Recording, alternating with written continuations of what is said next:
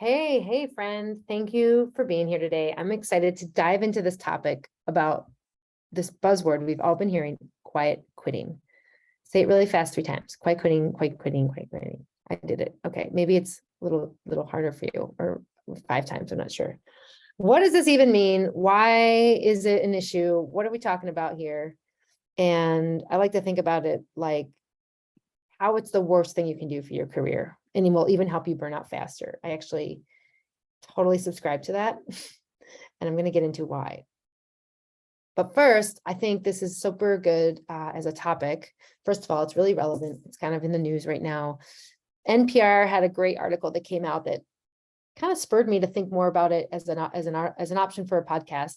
And they actually asked their listeners to rebrand, like, because that name, quiet quitting, maybe you've heard about it, maybe not. It could mean a million different things, right? So things like trend words, quiet firing has been one, quiet fleecing for unhappy workers. And how this really happened, that stemmed from an original TikTok video. So it actually derived from the TikTok platform, but it's about quitting the idea of going above and beyond, quote unquote. Like that is how it works. It's not about failing to do your job wholly, but it's about stop trying to go above and beyond. And when I think about it in those terms, it makes a lot of sense. So I invite you to think about it like that right now, where it's like, what if you just showed up at your job and did the bare minimum? Because that's really what this is about. So some of those rebranded words that the NPR listeners thought about, and I'm curious, what would you rebrand it as? Maybe you have a thought about it. Reverse hustle, work-life integration, acting your wage, corporate coasting. I think that one's pretty good. Working to thrive, DYJ, doing your job. DYJ, doing your job, working at work. There's a lot of different things. So I want to say a few things about this. And overall, why do I think this is the worst thing you could possibly do at your job? So I speak from personal experience here. And I have gotten a lot of coaching on this myself from my previous coaches, where even though I was doing well, I was having a successful career, I felt like things were going relatively easily well. My coach called me out for being ambivalent. And I was a little bit surprised, like, what are you talking about? Ambivalent? Like, I'm showing up, like I'm doing my job. And I'm a little bit laughing at it now, because what I think he really meant was, you could be doing so much more.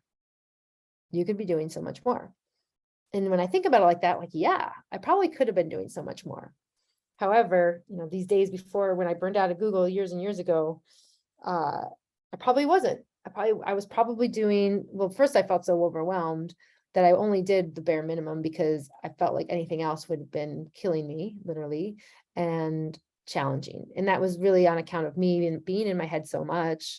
Looking back on it now, in hindsight, if I'd known these tools and emotional intelligence, if I'd known how to be more self-aware, then I'm pretty sure I would have avoided that feeling of overwhelm altogether and been able to do more. Because when we get out of our own way and we expand our capacity to think in new ways and do different things and show up in these different ways, then we can really thrive and take more on, which is what I think I learned over time. But I think this whole concept of quiet quitting is really phoning it in, right? That's another expression for it. And I think, all right, so let's just talk about that. So first, like, think about your own life. Think about your job right now, whatever you're doing.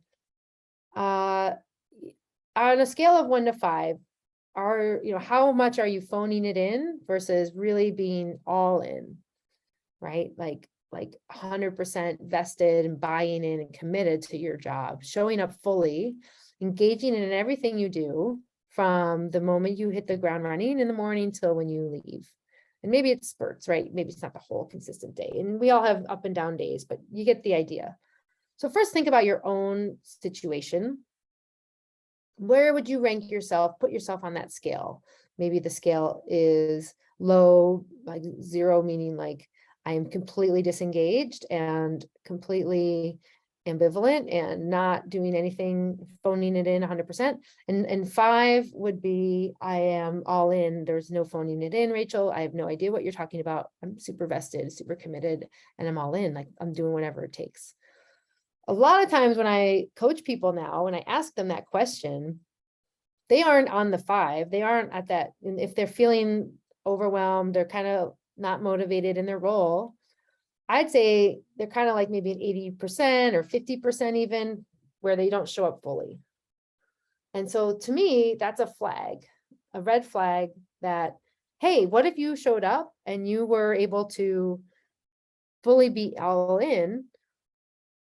What would you feel like, be like, experience in that role if you actually showed up fully for yourself, and then you decided maybe this isn't for you? And that was good advice that I got from my coaches back in the day. And I still think it's very valuable, because here's the thing with quiet quitting, where we kind of are phoning it in or doing the bare minimum. When we are not engaged, when we choose to take a step back, literally lean back in our job and just kind of maybe half-ass it around, so to speak, how satisfying does that feel? And don't get that confused with justifying, right? A lot of times I think we feel justified, right? Like kind of in that drama induced way where, oh, well, take that, I'm only going to do this because you guys don't know what I'm all about anyway. I'm going to keep doing what I do, and that's all you get from me, right? That's a little ambivalent. That's definitely ambivalent. And it's not being all in for sure. So if we're acting in that way, if you find yourself on that side of the spectrum, just take note. I think it's a good observation. You don't have to pass judgment or anything at this point. Remember, it's all data. All right, so we got that. So if that's the case, how much burnout or overwhelm do you think is happening? Well, you may not feel overwhelmed in that you've got your agenda full, but it is a messy, swirly, awful state that we can get into, because when we're not engaged, when we feel disengaged, when we feel like we're just maybe doing 50% of what we could do, and we kind of know it, right? We're not satisfied. First, because we know we could do more. And then we kind of get this, what's the word I'm looking for? We don't feel satisfied, but we also feel complacent. That's the word I'm looking for. And it's like, nobody's happy. You're not happy. Your team and your company's probably not happy with you in what they could be. And so nobody wins. It's like a lose-lose. And I think the argument that comes to my mind is like, well, I work 80 hours a week, 60 hours a week. I'm in this role. I'm really, really busy. So I'm just going to do half the things that they ask me to, right? Like that could be a totally normal, reasonable environment, like a total scenario. Okay, so then I would say, well, is it really reasonable to do those 80 hours? Is that the boundaries that would be required for you? And maybe it is. Maybe you're an investment banker, and you're required to be on the floor doing things hours at end. So you do half of it, right? I don't know, I'm making these examples up. But then, isn't there things in your control that you could change about that? Could you speak up and say, hey, you know what, this isn't sustainable to work 80 hours a week. And if this is the company culture, do I really want to be a part of it anymore? And that's what we're learning. We're learning like people are leaving the workforce, even with layoffs, even with things, because they're fed up with not having the work-life balance that they're capable of. Yeah. All right. So are you with me so far? So quiet quitting is like this horrible recipe for feeling worse, I think, because wouldn't you rather honor your what you really want, being authentic, and quit the job fully to find something better for you, like a better fit, more aligned? And that's hard, right? We're coming up on potential recession here. We're all talking about it. There's holidays, there's, just, it's an interesting time of year to think about change. And it's a challenge, but maybe that could be in a future vision for you in 2023. Like maybe it's not possible now, but maybe you can work towards that. And the other thing I thought about this when I first read that article on NPR, and I'll post that in the notes. is that I think back to my teenage years where like fat-free stuff came out, right? Like remember Snackwells and those cookies that were like fat-free? and so you'd go buy a box. I don't know about you, but in my I think this was like in high school, when I was in high school, like all the fat-free cookies. So everyone thought everything was healthy because there was no fat in it. It was just high sugar and substitutes for it. So it was like you're eating this bottomless pit of cookies and you don't feel satisfied, and you're still hungry, and now you just want to brush your teeth because you have tons of sugar in your mouth and in your body, and then you just don't feel good. And that to me is the equivalent of quiet quitting, where it's really it is the worst thing to do. So what can you do instead? So that goes back to what we were first talking about, where what if you showed up 100% all in for yourself? Maybe you cannot stand your job. Maybe you're cleaning toilets. Okay. You're like the janitor. Awesome. I love that you're the janitor.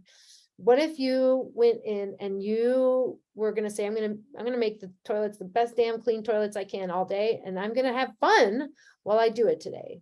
Okay, so maybe you start dancing as you are playing with the mop, and you've got your headphones in and you love your songs that are coming on, and you say hello and you make eye contact to people that you meet, and you tell them you can't be in the bathroom right now, but they can come in 5 minutes, and you ask them how their day is, right? Like this is being all in. You get the idea. And what does that look like for you? So pause with me for a second. What does it look like for you if you were to be all in at your job right now? Whatever that job is for you. Maybe your job is to look for a job. Maybe you got laid off recently. I know a lot of people in this predicament right now, including a family member. So what would that look like if you were all in on your job search? And maybe it means not every day you go all crazy and do 10 hours of that, because you build in a day that's an R&R day, or 4 hours Mondays and Fridays to relax, because it's pretty stressful to look for a job. So you balance that out. I don't know. You'll have a different sense of it because it's you, and what you have to find what works for you. That's the whole concept and theory of pausing, right? All right. So if you are excited about this, tell me what you think, because the economics behind quiet quitting, as NPR tells us, isn't necessarily accurate. And it's kind of this idea that just doesn't float. And let me tell you, from someone who was ambivalent historically and didn't know what I was capable of, probably, I'll just admit that I wasn't aware of what I was capable of, or if I did, I didn't follow through, I should say. Not doing less is actually a detriment, is actually going to impair the world differently and not improve it for you.